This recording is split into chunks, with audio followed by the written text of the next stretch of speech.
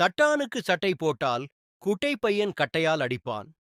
சாதாரணமாக வரும் உளறலோ பிதற்றலோ அல்ல, இது ஒரு தெய்வீக சமாச்சார.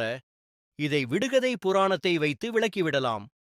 தானம் கேட்கும் வறியவர்களுக்கு தட்டாமல் வழங்குபவர்தான் தட்டான்.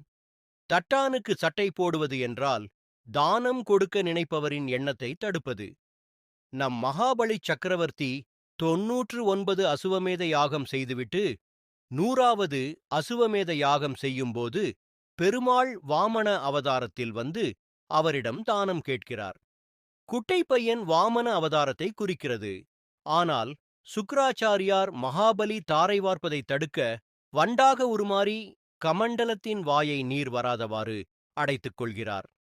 அப்போது நம் குட்டை பையன் வாமனன் கட்டை எடுத்து கமண்டலத்தின் குழாயை குத்தி சுக்ராச்சாரியருக்கு ஒரு கன்ன உணம் ஆகிவிடுமாறு செய்கிறார். பின் சுக்ராச்சாரியார் தன் தவறை உணர்ந்தார், அவரை மன்னித்தார்.